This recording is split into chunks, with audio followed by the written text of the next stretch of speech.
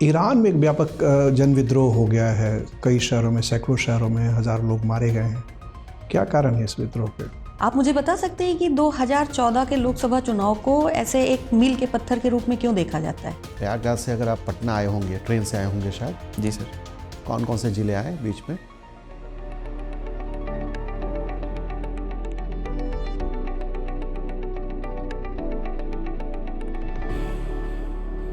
मैगिन sir. Come in. डॉटन sir. Good afternoon. बैठिए।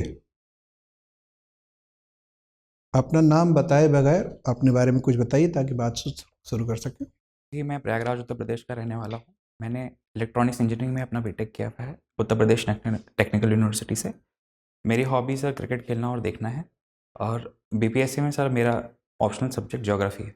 ठीक है, तो इलेक्ट्रॉनिक्स इंजीनियर होते हुए भी आप प्रशासन में क्यों आना चाहते हैं? सर इलेक्ट्रॉनिक्स इंजीनियरिंग सर मुझे टेक्निकल आस्पेक्ट मेरा बेहतर करती है, जिससे सर मुझे समस्याओं को समझने में आसानी होती है।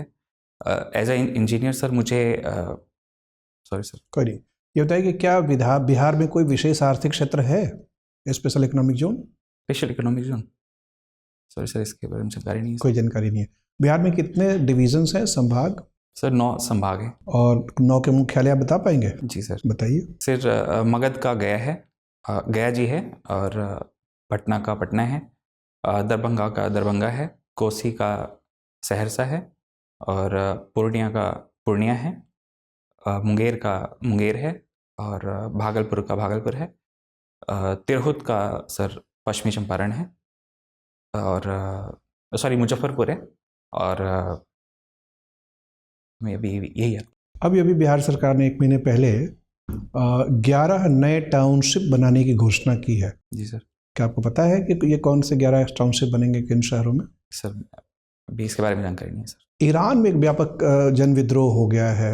कई शहरों में, सैकड़ों शहरों में हज़ारों लोग मारे गए हैं। क्या कारण है इस विद्रोह के? सर वहाँ पे अभी हाल फिलहाल में आर्थिक मुद्रास्फीति जो है काफ़ी बढ़ गई है। जो वहाँ की जो मुद्रा है रियाल, उसका दाम काफ़ी नीचे चला गया है, जिसकी वजह से वहाँ पे महंगाई बढ़ गई है। और वहाँ की जो रूलर्स हैं उनके खिलाफ भी सर तो 1 रुपये से अगर हम आज खरीदना चाहें तो ईरान की कितने रियाल मिल जाएंगे? सर मुझे एग्जैक्ट अमाउंट नहीं पता है, पर वहाँ पे सर 2 मुद्राएं चलती हैं, एक रियाल है, और इसके अलावा एक सर तोमानी करके एक मुद्रा चलती है, जिसकी वैल्यू तकरीबन सर लाख रुपए के आसपास आती है सर। 1 लाख रुपए का एक तोमानी सर। 1 लाख रुपए का एक, या 1 रुपये का 1 लाख तोमानी? सर 1 लाख तोमानी का तकरीबन 1 रुपये आता है। 1 रुपये आता है। ठीक है, मेरा अंतिम प्रश्न है, चूँकि आप भूगोल के विद्यार्थी हैं, जी सर। ये बताएं कि ईरान किस भौगोलिक क्षेत्र में या किस क्लाइमेटिक जोन में है? सर ईरान अगर क्लाइमेटिक जोन की बात करते हैं तो वो सर टेम्परेट रीजन में आता है। उसकी अवस्थिति जो है सर 30 डिग्री से तकरीबन 25 से 40 डिग्री के आसपास नॉर्थ की उसकी अवस्थिति है।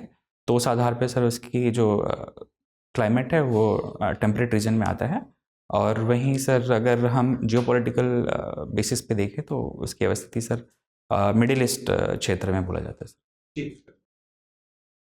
राजनीति में दिलचस्पी है आपको? जी मैम। ठीक है, सबसे पहली बार वोट कब दिया था आपने? सर मैंने 2014 में दिया था। 2014 में लोकसभा चुनाव में।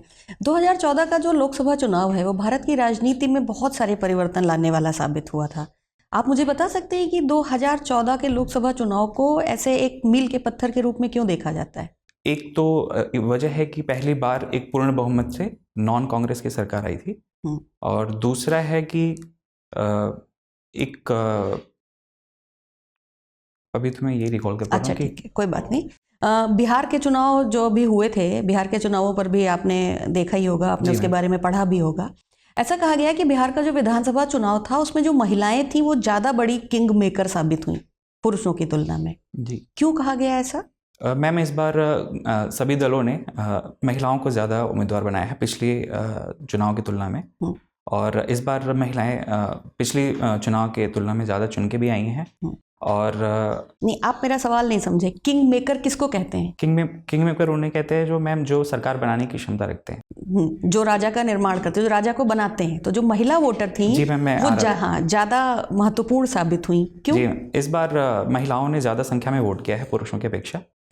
इस बार तकरीबन 70% के आसपास जो है महिलाओं ने, पुरुषों की जो आबादी है तकरीबन 61% उन्होंने वोटिंग की है और महिलाओं ने 70% वोटिंग की। और वो 70% वोटिंग मतलब जो वोटिंग ज़्यादा हुई वो किसके पक्ष में गई ज़्यादा? मैम चुनाव के अगर रिजल्ट की बात करें तो बेशक जो है ये एनडीए सरकार की गई है। क्यों? नीतीश सरकार को ऐसा बोला जाता है कि उन्होंने बिहार से सुशासन की सरकार लाई है, वहाँ पे जो शराबबंदी की है। महिलाओं के बारे में कुछ, महिलाओं के लिए कुछ ऐसी स्कीम्स या योजनाएं नहीं चलाई गई जिसका प्रभाव पड़ा? तो उन्होंने जीविका करके एक योजना है बिहार में जो सेल्फ हेल्प ग्रुप है, उसके माध्यम से महिला सशक्तिकरण पे उन्होंने काम किया है। और भी कई योजनाएं हैं, जैसे महिला उद्यमी योजना है जिसमें महिलाओं के सशक्तिकरण के लिए उन्हें आर्थिक सहायता दी जाती है। और बाइसिकल योजना उन्होंने स्टार्ट की है। अच्छा, अगर हम भारत में जो विधानसभा चुनाव हुए हैं पिछले 1-2 वर्षों में उनकी बात करें तो चाहे मध्य प्रदेश रहा हो, राजस्थान रहा हो, सब जगहों पर कुछ ना कुछ ऐसी योजनाएं थीं जो महिलाओं से संबंधित थीं। और ये कहा गया कि चुनाव परिणामों का निर्धारण करने में उन्होंने बहुत महत्वपूर्ण रोल प्ले किया, बहुत महत्वपूर्ण भूमिका निभाई। आप मुझे बता सकते हैं? जी मैम, महाराष्ट्र का मैं याद कर पा रहा हूँ, वहाँ पे भी लखपति दीदी करके एक योजना थी जिसमें महिलाओं को महीने का कुछ एक अमाउंट मिलता है। लखपति दीदी? और मध्य प्रदेश में? Sorry ma'am. अच्छा ठीक है, कोई बात नहीं। आप मुझे ये बताइए कि उत्तर प्रदेश और बिहार, इन दोनों जगहों पर जाति जितना प्रधान तत्व हमें दिखता है राजनीति में और जितने क्षेत्रीय राजनीतिक दल वर्चस्व में दिखते हैं, उतने हमें मध्य प्रदेश और राजस्थान में क्यों नहीं दिखते? मैम जाति जो है पूरे भारत की सच्चाई है, ऐसा नहीं है कि सिर्फ बिहार और उत्तर प्रदेश में ही है। हालांकि उत्तर प्रदेश और बिहार में जो इसको एक पॉलिटिक्स की सेंटर भी माना जाता है, तो यहाँ पे जो राजनीति रही है वो ज़्यादातर कास्ट बेस्ड इसलिए भी रही है क्योंकि यहाँ पे जो लैंडलॉर्ड क्लास हुआ करती थी उन्होंने शासन किया हुआ था। तो उनके अगेंस्ट में जैसे जेपी आंदोलन वगैरह जो चले थे, या फिर उससे निकल के जो पार्टियां आई हैं जैसे आरजेडी, या फिर उनके जो वोटर बेस है एक। कौन सी राजनीतिक दल हैं बिहार में जो इस आंदोलन से निकले हैं और उत्तर प्रदेश में जो इस आंदोलन से निकले हैं? मैम जैसे उत्तर प्रदेश में तो समाजवादी पार्टी है और लोक जनशक्ति दल है, उत्तर प्रदेश में समाजवादी पार्टी है और बिहार में आरजेडी है, जेडीयू है और एलजेपी है। कब हुआ था आरजेडी का गठन? निर्माण कब हुआ था? आरजेडी का गठन मैम 1990 के आसपास हुआ था, मुझे एग्जैक्ट ईयर नहीं याद है। ठीक, थैंक यू सर। आप प्रयागराज से हैं? जी सर। प्रयागराज से अगर आप पटना आए होंगे, ट्रेन से आए होंगे शायद? जी सर। कौन कौन से जिले आए बीच में? सर प्रयागराज से पटना आने में पहला तो प्रयागराज ही है, दूसरा मिर्ज़ापुर था, फिर हमारे चंदौली जिला पड़ता है, फिर चंदौली जिले के बाद कैमूर जिला पड़ा, कैमूर के बाद बक्सर, बक्सर के बाद आरा के बाद सर पटना। ठीक है। प्रयागराज में कुंभ मेले का, महाकुंभ का आयोजन हुआ। जी सर। तो महाकुंभ में माना जाता है कि ये आयोजन जो है वो मोस्टली सक्सेसफुल था, बट एक बार भगदड़ की एक सूचना मिली। अगर इस भगदड़ को रोकना है तो क्या लगता है कि और कौन से कदम उठाने थे सरकार को? सर भगदड़ की घटना जो थी वो सर बहुत ज़्यादा भीड़ एक जगह पे एकत्रित होने की वजह से हो गई थी। यह मुख्यतः सर जो ब्रिज था, पॉन्टन पुल जिसे बोलते हैं, पॉन्टन पुल पे अचानक से भीड़ हो जाने की वजह से ये घटना हुई थी। इसमें सर पुलिस की लापरवाही मानी जा रही है कि उन्होंने भीड़ को कंट्रोल नहीं किया।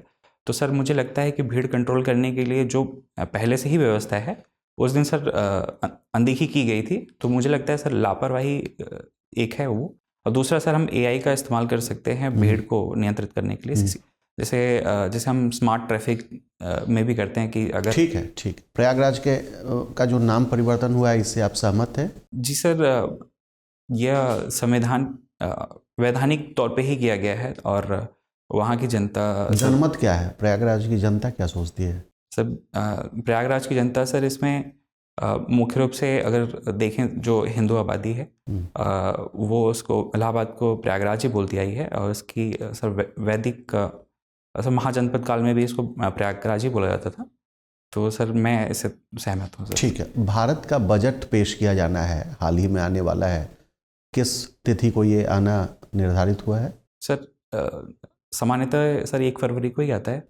तो अगर इस वर्ष कोई परिवर्तन हुआ तो मुझे इसका ज्ञान नहीं है सर। अच्छा, कुछ साल पहले तक ये बजट की जो तिथियां होती थी वो फरवरी के सबसे अंतिम दिन या मार्च के पहले दिन होती थी। जी सर। तो ये आखिरकार इस तिथि को इसका पुनर्निर्धारण क्यों हुआ है? ये पहले क्यों की गई है, प्रीपोन की गई है? क्या कारण है इसके? सर इसमें एक मैं चीज़ सोच पा रहा हूँ कि पहले जो डिपार्टमेंट वाइज जो बजट अलॉटमेंट होती है, तो ऐसा अक्सर देखा जाता था कि बजट जो मार्च के आसपास या फिर फरवरी के एंड में होता था, तो सभी डिपार्टमेंट में जो फंड्स होते हैं लैप्सेबल होते हैं या फिर सॉरी सर। ठीक है। बिहार का बजट पेश होगा, कौन करेंगे इसको पेश? सर बिहार सम्राट चौधरी जी करेंगे। सम्राट चौधरी। अभी वित्त मंत्री कौन है बिहार के नई सरकार में? वित्त मंत्री विजेंद्र यादव है शायद। हाँ, अभी आप ठीक है। बिहार के बजट का साइज तकरीबन कितना होता है? सर बिहार का बजट तकरीबन मुझे एग्जैक्ट अमाउंट नहीं याद है, पर 3 लाख करोड़ के आसपास होता है। हाँ ठीक है, आप करीब ही हैं। और उत्तर प्रदेश का बजट कितना होता होगा? उत्तर प्रदेश का बजट सर 7 लाख करोड़। थोड़ा और ज़्यादा? थोड़ा ज़्यादा, 8 लाख करोड़ के आसपास। जी सर। बिहार की जीएसडीपी कितनी होती होगी तकरीबन? सर अगर आर्थिक सर्वेक्षण 2024-25 की बात करें तो उसके हिसाब से तकरीबन 9 लाख करोड़ के आसपास। और उत्तर प्रदेश की कितनी होती होगी? उत्तर प्रदेश की सर 2024-25 के हिसाब से सर 25 लाख करोड़ है। ठीक है, धन्यवाद सर। ये बताएं कि बिहार के प्रथम वित्त मंत्री कौन थे? प्रथम वित्त मंत्री, सॉरी सर। अच्छा, क्या बिहार में कोई उप मुख्यमंत्री भी थे पहले? श्री अनुग्रह नारायण सिंह। श्री अनुग्रह नारायण सिंह। अच्छा, और पहले मुख्यमंत्री का तो पता ही होगा। जी सर, कृष्णा सिंह जी। श्री कृष्ण सिंह कब गुजर गए? उनकी पुण्यतिथि क्या है? सर मुझे तिथि याद नहीं है। ईयर? 1962 के आसपास सर। और अनुग्रह नारायण सिंह? सर उनका नहीं पता। वर्ष नहीं पता सर। अच्छा, डॉक्टर राजेंद्र प्रसाद? मृत्यु पुण्यतिथि? राजेंद्र प्रसाद सर का भी शायद 1960 के दशक में ही हुआ था सर। अच्छा, उत्तर प्रदेश के पहले मुख्यमंत्री कौन थे? उत्तर प्रदेश के पहले मुख्यमंत्री सर गोविंद वल्लभ पंत थे। उनकी पुण्यतिथि? सर इसका वैसे सब लोग जन्म तिथि याद रखते हैं, भारतीय परंपरा में पुण्यतिथि को ज़्यादा महत्वपूर्ण मानते हैं। क्यों उसको पुण्यतिथि कहते हैं, मृत्यु दिवस को? जी सर। क्यों? जी सर, हिंदू संस्कारों में 16 संस्कार बताए गए हैं, उसमें मृत्यु भी एक मतलब दाह संस्कार को भी एक संस्कार ही माना जाता है सर। तो और वो अंतिम सत्य भी बोला जाता है, तो शायद इस वजह से भी उसको पुण्यतिथि बोलते हैं। ठीक है, मेरा अंतिम प्रश्न है, जीवक कौन थे? जीवक सर, जीवक एक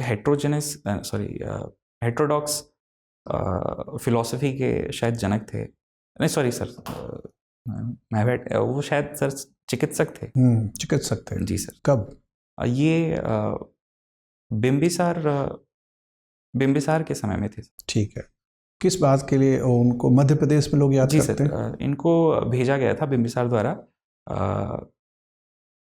किसी मध्य प्रदेश में ही एक महाजनपद था सर, मैं अभी नाम याद नहीं कर पा रहा हूँ। तो उनके जो रूलर थे उस समय के, उनकी देखभाल के लिए भेजा गया था। किस बीमारी के इलाज के लिए भेजा गया था? वो नहीं पता। कोई बात नहीं, ठीक है। पीलिया हो गया था, तो पीलिया के सबसे पुराने उदाहरण वहीं से मिलते हैं। ठीक है, आपका इंटरव्यू हो गया, आप जा सकते हैं। Thank you sir. बैठिए। Thank you sir. आपका इंटरव्यू का डेट क्या आया हुआ है? सर अभी नहीं आया है सर। अभी डेट नहीं आया, दूसरे चरण में आएगा? जी सर। तो इतनी जल्दी क्यों आ गए? सर मैंने रजिस्ट्रेशन कराया था, मुझे उम्मीद थी कि रोल नंबर वाइज मुझे शेड्यूल मिलेगा। ठीक है, देखिए पहली बात तो ये कि आपके पास वक्त अगर है, जी सर, चूँकि 28 फरवरी तक के डेट आ गए हैं आपका, उसके बाद आएगा, होली के बाद आएगा मोस्ट लाइकली, तो अभी आप खूब रियाज करिए। जी सर। बहुत सारी तैयारी करनी बाकी है, बहुत सारी चीज़ें अच्छी भी हैं। मूल जो अभी समस्या नज़र आ रही है वो है कि आप नर्वस हैं। जी सर। नर्वस होने के चलते कई गलतियां हो जा रही हैं। जैसे नर्वस होने के चलते शायद आप सम्राट चौधरी बोल गए जी सर। जल्दीबाजी में, बाद में आपको ध्यान आ गया कि वो नहीं है। नर्वस होने के चलते आप ये नहीं समझ पाए कि आजकल जो बहुत लंबे समय से बातें चल रही हैं कि हर राज्य की सरकारें चुनाव से पहले लोक लुभावने कार्यक्रम की घोषणा करती हैं। नहीं, फ्रीबी शब्द बहुत प्रचलन में आ गया है। तो फ्रीबी दिल्ली में, फ्रीबी महाराष्ट्र में, फ्रीबी मध्य प्रदेश में, फ्रीबी बिहार में। तो एक राष्ट्रव्यापी एक पैटर्न दिख रहा है। तो उससे एक सवाल था, तो आपको फटाफट महाराष्ट्र वाले कार्यक्रम का नाम, मध्य प्रदेश के कार्यक्रम का नाम, बिहार के कार्यक्रम का नाम, हरियाणा के कार्यक्रम का नाम सबको बताना था। कहीं उसका नाम लाडली बहन योजना है, कहीं अलग अलग है। तो ये लेकिन मुझे तब ध्यान आ रहा है कि आपको पता तो होगा ही, ये तो इतना चर्चा में आया है कि दिमाग में होगा, लेकिन नर्वसनेस के चलते आप तत्काल याद नहीं कर पाए उसको। मेंटल अलर्टनेस उसके वजह से कम हो गया आपका, नर्वसनेस के चलते। जितना सचेत होना चाहिए आदमी को, जैसे सवाल सुनते समय एक आध बार गलती हो गई आपसे, सवाल ठीक से समझ नहीं पाए। जी सर। तो वो भी तो कब होगा, जब थोड़ा सा प्रैक्टिस करेंगे, थोड़ा सा नर्वसनेस कम होगा, आत्मविश्वास बढ़ाएंगे। जी सर। जो बाकी चीज़ें हैं, अच्छी चीज़ें हैं, वो तो ठीक है, उसको बनाए रखना है। प्रवेश आपका ठीक है, अनुमति लेके आना, अभिवादन करना, बैठने की भंगिमा ठीक है, परिधान ठीक है। ये जो ब्लेज़र या कोट जो नया ख़रीदा है, उसमें हरे रंग की जो पट्टी है, इसको निकाल दिया जाता है। जी। तो वो निकाल लीजिएगा। और सिटिंग पोस्चर ठीक है, लिबास भी अच्छा लग रहा है, आप ये पहन के जा सकते हैं। थोड़ा सा शर्ट का जो कॉलर है उसमें लगता है आयरन की कमी है, थोड़ा सा टेढ़ा मेढ़ा लग रहा है, वो उस दिन अपना ठीक रखिएगा। जी। कई बार आप बड़े डिफेंसिव हो जा रहे हैं, जैसे कि प्रयागराज के बारे प्रयागराज के बारे में जो नाम पर प्रयागराज के बारे में हो, चाहे इलेक्ट्रॉनिक्स इंजीनियर हैं, उसमें काउंटर थोड़ा सा प्रेशर बनाने की कोशिश की गई, तो आपने सॉरी कह दिया कि हाँ गलती हो गई, मैं इधर आ गया। तो इतना भी प्रशासक बनना है तो थोड़ा साहसी तो बनना ही पड़ता है। जी सर। तो थोड़ा सा वो भी मुझे लगता है प्रैक्टिस करने की ज़रूरत है। प्रैक्टिस करिए कि हाँ ठीक है, इलेक्ट्रॉनिक्स इंजीनियर में हूँ। आप सही पैटर्न पे जा रहे थे कि इलेक्ट्रॉनिक्स इंजीनियर का कौशल मेरे पास है, और आजकल सरकार ई गवर्नेंस पे ध्यान दे रही है, तो उस कार्य के लिए मुझे अलग से तैयारी करने की जरूरत है। मैं पहले से ट्रेंड हूँ उस मामले में, तो उस कार्य को मैं अधिक गुणवत्ता के साथ कर सकता हूँ। ये सब आपके उत्तर बने बनाए होने चाहिए, और उसको विश्वास के साथ बताना है। ठीक है। बिहार के चुनाव के बारे में अगर प्रश्न आए तो मोटे तौर पर आप ध्यान रखें कि पिछले 20 वर्षों से नीतीश कुमार जी की चुनाव रणनीति का एक महत्वपूर्ण हिस्सा हमेशा से रही हैं महिलाएं। जी। चाहे वो साइकिल योजना हो या नशाबंदी हो या ये हो, ये कोई पहली बार नहीं हो रहा है। महिला वोटर को रिझाने के लिए उन्होंने शुरू से अपना स्ट्रेटजी बना रखा है, तो वो ठीक भी है। लोकतंत्र अपनाया ही इसलिए गया है ताकि जो कमज़ोर वर्ग के सामाजिक लोग हैं उनको शक्ति मिले। जी सर। तो वो लोकतांत्रिक उद्देश्य के अनुरूप भी है कि महिला सशक्तिकरण हो रहा है, शासन महिलाओं को ध्यान दे रहा है। अगर यही मॉडल हर राज्य में हो जाए तो महिलाओं को और सशक्तिकरण हो जाएगा। बालिकाओं को सशक्तिकरण करना, समाज के पिछड़े वर्गों का सशक्तिकरण करना, तो वो सब आप आत्मविश्वास के साथ बताने की जरूरत है, उसमें कोई शर्माने वाली बात तो है नहीं। जी। लोकतांत्रिक प्रतिस्पर्धात्मक मूल्य यही है। ठीक है। तो केंद्रीय बात यह है कि थोड़ा सा अपने नर्वसनेस पे कंट्रोल करिए। फैक्ट्स थोड़ा सा, चूँकि पीसीएस में फैक्चुअल इंटरव्यू बहुत होते हैं, तो उत्तर प्रदेश के फैक्ट्स, बिहार के फैक्ट्स, उत्तर प्रदेश के 30% फैक्ट और बिहार के 70% फैक्ट पूछने की प्रायिकता है। गृह राज्य आपका उत्तर प्रदेश है, इसलिए उत्तर प्रदेश से भी पूछेंगे, ये नहीं कि वो नहीं पूछने वाले। वो मूल उद्देश्य ये होता है कि जिस परिवेश में आप रहे हैं उस परिवेश के प्रति कितने जिज्ञासु, कितने संवेदनशील रहे हैं। जी। अगर आप जिज्ञासु और संवेदनशील रहे हैं तो प्रशासन में आकर भी आप वो जो आदत है इंटेलेक्चुअल लेवल पे, बौद्धिक आदत, वो बनी रहेगी। तो आपको अनुमंडल में डाला जाएगा तो उस अनुमंडल के प्रति जिज्ञासा रहेगी कि वहाँ समाज, अर्थव्यवस्था, संस्कृति, वहाँ के सरकारी जो कार्यकर्ता हैं, कर्मी हैं, उनके प्रति जिज्ञासा होगी, और आपको उसके संवेदनशीलता भी रहेगी। तो आप सभी कार्यक्रमों को सही तरीके से परखेंगे और क्रियान्वयन भी करेंगे। तो इन्हीं सब तत्वों की पर्सनालिटी टेस्ट में तो यही जाँच होनी है। बाकी सत्यवादिता की भी होती है कि नहीं पता हो तो झूठ नहीं बोलते, इसलिए उत्तरदायित्वपूर्ण वक्तव्य देना चाहिए, सोच के बोलना चाहिए।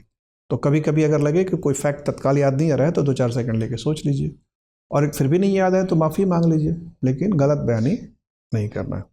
यही सब दिशा निर्देश होते हैं इंटरव्यू में, इस पर ध्यान रखिए और थोड़ा सा प्रैक्टिस करते रहिए। सर ये मेरा पहला इंटरव्यू था कोई सर। बात नहीं।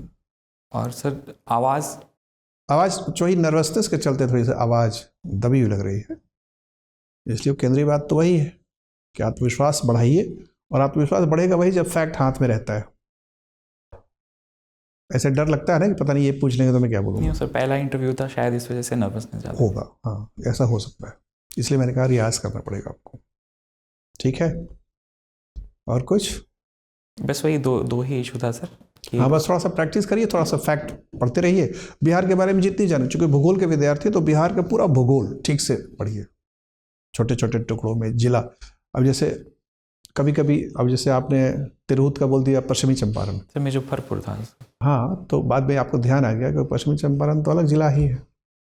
ठीक है, तो थोड़ा सा प्रैक्टिस करिएगा तो ये सब गलतियां जो हो जा रही हैं, स्लिप ऑफ टंग 2 बार 3 बार जो हो गया वो नहीं होगा। प्रैक्टिस ऐसी है, सही होगा। जी सर। चलिए, all the best. Thank you sir. Thank you ma'am. Thank you sir. अब एग्जाम की तैयारी को और बेहतर करने के लिए हमारे चैनल को लाइक, शेयर और सब्सक्राइब करना ना भूलें।